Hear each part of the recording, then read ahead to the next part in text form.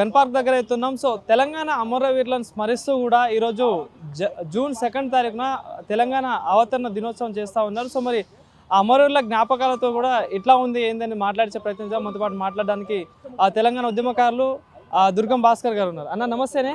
So మరి చూస్తూ ఉన్నారు వెనకాల అమరవీరుల స్థూపం ఉంది. సో మరి తెలంగాణ రాష్ట్రం సాధించుకొని దగ్గర 11 సంవత్సరాలు 12 సంవత్సరాలు పూర్తి అడుగు పెడతా ఉన్నాం. సో మరి ఏం చెప్తారు మరి అమరవీరులను స్మరిస్తూ? తెలంగాణ అమరవీరులను స్మరించుకోవడం అంటే గుండె నిండా వాళ్ళని తలుచుకోవడం.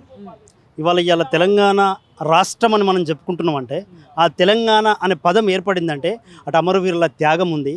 ఆ అమరవీరుల త్యాగాలను ఎత్తిపట్టిన విద్యార్థి ఉద్యమకారుల ఉస్మాన్ యూనివర్సిటీ విద్యార్థి ఉద్యమకారులు కావచ్చు, కాకతీయ యూనివర్సిటీ విద్యార్థి ఉద్యమకారులు కావచ్చు, మొత్తంగా తెలంగాణ విద్యార్థి ఉద్యమకారులు, కవులు, కళాకారులు, రచయితలు, మేధావులు, ప్రొఫెసర్లు, ఇట్లా అనేక మంది అనేక రంగాలలో కార్మికుల నుంచి మొదలుకుంటే, కర్షకుల నుంచి మొదలుకుంటే, ప్రతి ఒక్కరు కాపర్ల నుంచి మొదలుకుంటే అన్ని కుల సంఘాలు మొత్తం యావత్ తెలంగాణ సమాజం అంతా ఆ రోజు మా తెలంగాణ మాకు కావాలి, మా నీళ్లు మాకు కావాలి, మా నిధులు మాకు కావాలి, మా నియామకాలు మాకు కావాలని చెప్పేసి ఏ తెలంగాణ బిడ్డలైతే గ్రామీణ ప్రాంతాల నుంచి ఉన్నత ఉద్యోగాల ఆశయంతో ఉస్మాన్ యూనివర్సిటీ లాంటి యూనివర్సిటీలకు, కాకతీయ యూనివర్సిటీ లాంటి యూనివర్సిటీలకు, హైదరాబాద్ లాంటి మహానగరాలకు వచ్చారో ఆ తెలంగాణ బిడ్డలు తెలంగాణ జై తెలంగాణ అని చెప్పేసి గద్దరన్ లాంటి వాళ్ళను, విమలక్క లాంటి వాళ్ళను, ప్రొఫెసర్ హరగోపాల్ కావచ్చు, కోదండరామ్ సార్ కావచ్చు, ప్రొఫెసర్ లింబాద్రి కావచ్చు, ప్రొఫెసర్ కృష్ణారెడ్డి సార్ కావచ్చు, ఇట్లా అనేక మంది ప్రొఫెసర్లను వీళ్ళందరూ కూడా వాళ్ళు ఇచ్చిన జ్ఞానంతో తెలంగాణ మేమందరం కూడా ఉద్యోగాల కోసం వచ్చినాం. నేను గ్రూప్ 1 అధికారి కావాలని చెప్పేసి 2003లో డిగ్రీ అయిన తర్వాత హైదరాబాద్కి వచ్చిన వాడిని. ఎప్పుడైతే 2004లో యూనివర్సిటీకి వెళ్ళినామో, యూనివర్సిటీకి వెళ్ళిన తర్వాత తెలంగాణ ఉద్యమంతో మమేకమై అనేక మంది మేధావులతోటి, అనేక మంది ఉద్యమకారులతో, గదరన్న లాంటి వాళ్ళతోటి వీళ్ళందరితోటి మమేకమై పనిచేస్తున్న క్రమంలో నాకు ఉద్యోగం వస్తే నేను ఒక్కరిని బాగుపడతా, లేదా నా కుటుంబం బాగుపడుతుంది. కానీ తెలంగాణ రాష్ట్రం వస్తే యావత్తు తెలంగాణ సమాజంలోని లక్షలాది మంది నిరుద్యోగులు ఎవరైతే ఉన్నత విద్యావంతులై అవకాశాలు రాక మన అవకాశాలను సీమాంధ్ర పాలకులు తరలించకపోతూ ఉంటే మన గ్రూప్ 1 ఉద్యోగాలు, మన గ్రూప్ 2 ఉద్యోగాలు, యూనివర్సిటీ మొత్తం ఏదైతే గ్రూప్ 2, గ్రూప్ 3, గ్రూప్ 4 ఇట్లా అనేక ఉద్యోగాలను వాళ్ళు తరలించకపోతూ ఉంటే దాన్ని చూసి కడుపు తరుక్కొని మేమందరం కూడా మేము బాగుపడడం కంటే ఈ తెలంగాణ సమాజం బాగుపడాలి. 6 దశాబ్దాల పోరాటం, అనేక మంది అమరవీరుల త్యాగఫలం, అనేక మంది అమరవీరులు వాళ్ళు త్యాగాలు చేస్తే కదా ఇలా తెలంగాణ ఉద్యమం నడిచింది. కానీ తప్పుడు తెలంగాణ రాష్ట్రం వచ్చిన తర్వాత ఒక తప్పుడు తెలంగాణగా చిత్రీకరించే ప్రయత్నం, కేవలం నా ఒక్కడి వల్లనే తెలంగాణ వచ్చిందని చెప్పేసి గత పాలకుడు ఎవరైతే కేసీఆర్ ఉన్నారో అసలు తెలంగాణ అనే పదాన్ని కూడా తెలంగాణ రాష్ట్రం వచ్చిన తర్వాత తెలంగాణ అనే పదాన్ని మార్చేసి భారత రాష్ట్ర సమితి పేరు మీద వాళ్ళ పార్టీ పేరును కూడా మార్చి, అంటే ఏ అమరవీరుల ఆకాంక్షలు, ఏ తెలంగాణ ప్రజల ఆశయాలు, ఆకాంక్షలు నెరవేర్చే క్రమంలో ముందుకు అందరినీ కలుపుకొని ముందుకు వెళ్ళాల్సిన పాలకులు ఆ రోజు అట్లా చేయకపోవడం వల్ల తెలంగాణ అమరవీరుల ఆకాంక్షలు ఇంకా అసంపూర్ణంగా మిగిలిపోయాయి. తెలంగాణ రాష్ట్రం అయితే వచ్చింది, కానీ వాళ్ళ ఆశయాలు, ఆకాంక్షలు ఇంకా అసంపూర్ణంగా మిగిలి ఉన్నాయి. నిజంగా ఏ యూనివర్సిటీలు అయితే యుద్ధ కేంద్రాలుగా ఉద్యమ నినాదాన్ని ఎత్తుకొని అనునిత్యం యుద్ధం, ఇవాళ ఎవరైనా ఆర్ట్స్ కాలేజ్ దగ్గరికి ఈరోజు ఇప్పుడున్న కొత్త తరం పోయి చూస్తే అయ్యో ఆర్ట్స్ కాలేజ్ దగ్గర ఏం లేదు కదా, ప్రశాంత వాతావరణంలో ఉంది అని చెప్పి, కానీ మా కళ్ళతోటి చూస్తే తెలంగాణ ఉద్యమకారులంగా, ఉస్మానియా బిడ్డలంగా మా కళ్ళతోటి చూస్తే ఆడ పోలీసు శిబిరాలు, వేలాది మంది పోలీసు బలగాలు, పారామిలిటరీ బలగాలు, ర్యాపిడ్ యాక్షన్ ఫోర్సులు, వజ్ర వెహికల్లు, ఇట్లా అనేక లాఠీలు, బాష్పవాయు గోళాలు, గుండెలను ఎదురొడ్డి నిజంగా స్వాతంత్ర ఉద్యమం లేదో చదివినాం. అనేక మంది తెలంగాణ స్వాతంత్ర ఉద్యమకారులు స్వాతంత్రం కోసం పోరాటం చేసిరు. ఆ స్వాతంత్రాన్ని మనం చూడలేదు, కానీ నిజంగా తెలంగాణ స్వాతంత్రోద్యమంలో మేమందరం కూడా పాల్గొన్నందుకు మాకు నిజంగా అంటే పదవుల కోసమో ఇంకో దానికోసమో మా కీర్తి ఖండితుల కోసం కాదు, కానీ తెలంగాణ ఉద్యమకారులంగా ఆ అమరవీరుల ఆకాంక్షలు నెరవేర్చుకున్నాం, తెలంగాణ రాష్ట్రాన్ని సాధించుకున్నామనే ఆ భావం వచ్చినప్పుడు ఖచ్చితంగా గుండె ఒక ఉద్యమకారుడిగా ఉస్మానియా బిడ్డ ఖచ్చితంగా ఉప్పొంగుతుంది. ఇట్లా తెలంగాణ రాష్ట్రం అయితే వచ్చింది, కానీ వచ్చిన తెలంగాణలో నిజంగా ఏ అణగారిన కులాలైతే, ఏ అణగారిన వర్గాలైతే మొత్తం తెలంగాణ దళితులు కావచ్చు, గిరిజనులు కావచ్చు, మైనారిటీలు కావచ్చు, బడుగు బలహీన వర్గాలకు సంబంధించిన అనేక మంది బిడ్డల త్యాగాల ఫలితం ద్వారా వచ్చిన ఈ రాష్ట్రాన్ని కేవలం మా వల్లనే వచ్చిందని చెప్పేసి, నలుగురు కుటుంబ సభ్యుల వల్లనే వచ్చిందనే రకంగా ఒక తప్పుడు చరిత్రను ప్రచారం చేసి, తప్పుడు చరిత్రను లిఖించి అదే నిజమైన చరిత్ర అని చెప్పేసి, అంటే మా కళ్ళ ముందర జరిగిన చరిత్రను, మా మీదుగా నడిచిన చరిత్రను మా కళ్ళ ముందరనే మన్నుగప్పే ప్రయత్నం చేస్తుంటే దాన్ని తట్టుకోలేక తెలంగాణ ఉద్యమకారులంగా ఖచ్చితంగా ఈ పాలన మారాలని గద్దరన్న మహానుభావుడు గద్దరన్న చనిపోయే ముందు కూడా మేమందరం కూడా ఇలా కాంగ్రెస్ పార్టీ ఉండొచ్చు కాక రాజకీయంగా, కానీ గద్దరన్న లాంటి వాళ్ళు సచ్చే ముందు సత్యమే చెప్తున్నా ఖచ్చితంగా దూర గడిలను బద్దలు కొడతాం, పాలను మారుస్తామని చెప్పేసి గద్దరన్నతో నడిచిన వాళ్ళంగా దాదాపు 2004 నుంచి మొదలుకుంటే మొన్న చనిపోయే వరకు కూడా తనతో పాటు తెలంగాణ ఉద్యమం. ప్రభుత్వంలో ఆశలు అన్ని నెరవేరలేదు అని చెప్పేసి ప్రభుత్వాన్ని దింపేసాం. మరి ఈ ప్రభుత్వంలో అయినా నెరవేరుతాయి అంటారా? మరి ఏం చెప్తారు? ఆశ అయితే ఉన్నది, అటువైపుగా ప్రయత్నం జరుగుతుంది. ఎగ్జాంపుల్ చెప్తున్నా, ఈ స్తూపాన్ని 69లో నిర్మించిన స్తూపం ఇది. తెలంగాణ ఏది తొలి అమరవీరులు ఎవరైతే ఉన్నారో 369 మంది అమరవీరులకు సంబంధించిన ఈ స్తూపాన్ని ఎక్కా యాదగిరి గారు దీన్ని నిర్మాణం చేయడం జరిగింది, చెక్కడం జరిగింది. అట్లాంటి ఎక్కా యాదగిరి గారికి చరిత్రలో ఏ స్థానం లేకుండా పోయింది. అసలు ఈ స్తూపాన్ని నిజంగా చెప్పాలంటే అఫీషియల్గా అనౌన్స్ కూడా చేయలేదు, అఫీషియల్గా ఓపెన్ కూడా చేయలేదు.